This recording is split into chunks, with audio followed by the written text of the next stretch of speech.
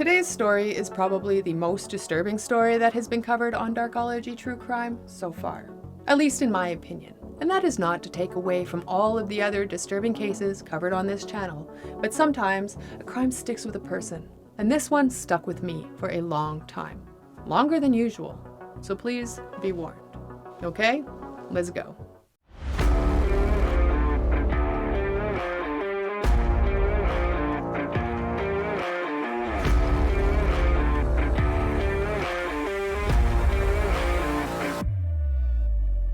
On December 2nd of 1999, Sean Grell sat nervously at the small table meant for 4 people in the food court of the Desert Sky Mall.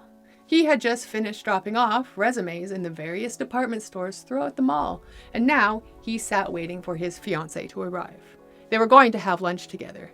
Allison Salem, his fiancée, had called him a bit earlier that day to schedule this lunch because she needed to discuss a pressing matter with him. For as long as Sean could remember, he had lived a rough life, and to be fair, the life he had lived up until that point was nobody's fault but his own. There was nobody he could blame except himself for how things had turned out over the years. From the day he entered his teen years, Sean was doing horrible things that were just beyond the actions of a normal, rational person.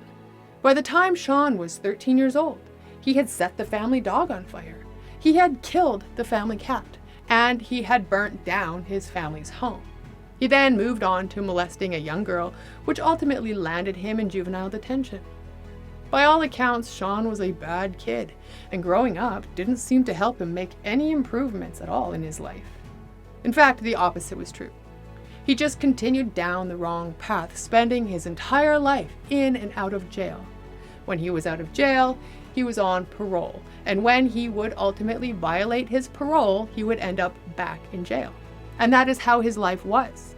Even now at 23 years old, sitting at that table in the food court at the mall, Sean was on parole. Allison slid into the seat across the table from Sean and took his hands in hers. She knew he was unhappy, and now she had to give him more bad news. Sean had just lost his job. Again. He could not hold a job for more than a few weeks, and that was only if he was even able to get a job in the first place. Sean's criminal history followed him around like the plague, and the minute his employers found out about his past, he would be handed his termination papers. This was hard on both Allison and Sean because they were living with Allison's parents, and that was not all. Allison and Sean had their 2-year-old daughter Kristen to look after as well. Allison sat on the other side of the table looking down and told Sean that her parents were about ready to kick him out of the house. They had enough of him and his inability to hold a job to support their daughter and their granddaughter. Together, Sean and Allison sat in silence at the table in the mall and ate lunch, trying to think of ways to move forward and out of this mess, but eventually, the lunch had to come to an end, and Allison had to head off back to work. Now, alone again, Sean cashed his final paycheck that he had in his pocket and left the mall. Initially, he was going to head home, but he didn't really want to be anywhere near Allison's parents right at that moment. So, he hopped into his car and headed over to the daycare where his daughter Kristen was. As he drove down the road towards the daycare, he made a quick stop at the nearby convenience store to pick up a few beers for later, and then he continued on his way. Sean thought it might be nice to take Kristen on the hour-long drive to Mesa, Arizona, where his sister lived, so that they could enjoy some Christmas lights together. At the daycare, he gathered up his 2-year-old little girl, signed her out, and then the two of them turned and left the building. Sean buckled Kristen into her car seat, and with that, they were off on their father-daughter adventure. Kristen was in great spirits, sitting and looking out her window in the back seat of the car, but Sean knew she would be getting hungry soon, and a hungry Kristen was a grouchy Kristen. So he made a quick stop at the local fast food place and ordered a small hamburger for her, and inside the car they sat together in the parking lot where Kristen happily ate her food and Sean cracked open his beer, drinking it as they enjoyed this little bit of time together. All fed and happy, the father and daughter duo slowly drove out of the parking lot and headed towards the Christmas lights in Mesa. For the first little while, the drive was quiet. Sean was busy thinking about his current situation, being jobless and maybe homeless soon, depending on what Allison's parents decided to do. The more Sean thought about it, the more irritated he became. He didn't realize it, but Sean had thought about this situation for so long that he was now incredibly agitated. He didn't like the uncertainty of his current situation. His lack of control in this situation had put him on edge, and he didn't know it yet, but his patience was beginning to run out. And then, suddenly, Sean was snapped out of his thoughts by the sound of Kristen crying out in the back seat of the car. Sean snapped his head around to see what she was crying about all of a sudden. Kristen, looking at her dad, started asking for her mom. Over and over again, she cried and screamed like a 2-year-old does when they want something. Sean tried to quiet her down nicely from the front seat, but when that didn't work, and his patience were already as thin as they could possibly be, he quickly lost his temper and smacked Kristen hard on the mouth, telling her to be quiet. Sean had smacked her hard enough that Kristen's mouth was bleeding, and she quickly stopped calling for her mom.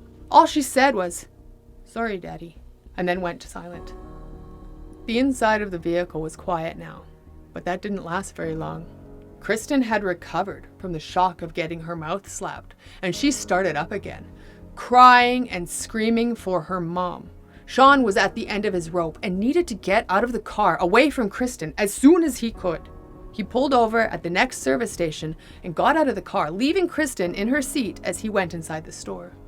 Sean looked around a little bit, gathering his composure, when, unexpectedly, he cast his eyes on a small little jerry can, which is a plastic container meant to hold gas. This jerry can triggered something within Sean's mind, and without a second thought, Sean brought it to the till and purchased it. Then he left the store, got back into the car with the screaming Kristen, and headed back out onto the road. Not long after driving away from the store, Sean pulled over into a second service station just down the road from the first. This time, he took the jerry can out of the car and filled it with a little bit of gas. Then, he put the jerry can full of gas back into the trunk of the car and headed out onto the road again. To Sean's relief, Kristen had finally quieted down. She must have worn herself out because she was now peacefully sleeping in her seat, giving Sean some much-needed silence. He was so stressed out with life already, and adding a screaming baby on top of it pushed him over the edge. Sean was no longer driving to Mesa. He had strayed off of the route and was now driving aimlessly through the deserts of Arizona. After about 45 minutes of driving around, Sean finally pulled over to the side of the road and parked alongside a ditch in a remote area. Nobody knows why, not even Sean himself, but Sean was about to do something that nobody would have ever imagined possible. Once the car was in park, Sean got out of the car and walked around to the door where Kristen was sleeping peacefully inside the car. He then opened the door and took the still sleeping 2-year-old little girl out of her car seat and lay her in the ditch where he was parked. Sean then went to the trunk of the car and got something. He then returned to where Kristen was. Without any reasoning, Sean opened the jerry can that he had just brought from the car and started to pour the gas onto his sleeping daughter. As the gas splashed down on her, she woke up and cried out, "No, Daddy, no." But this didn't stop Sean. Once he was finished pouring the gas on his baby girl, he struck a match, and without any hesitation, he threw it onto Kristen. Immediately, the gas ignited, engulfing the toddler in flames. She managed to get up onto her feet, and as she was being consumed by the fire, she stumbled around for about 60 seconds, traveling a total of about maybe 12 feet, while trying to escape the inferno.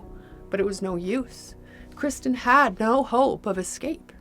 Kristen eventually collapsed to the ground and didn't move again.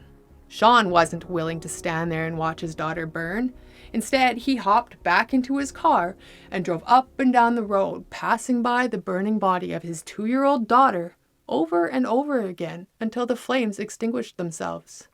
One last time, Sean got out of his car and walked over to where Kristen lay in the ditch, who was now completely burnt and obviously deceased.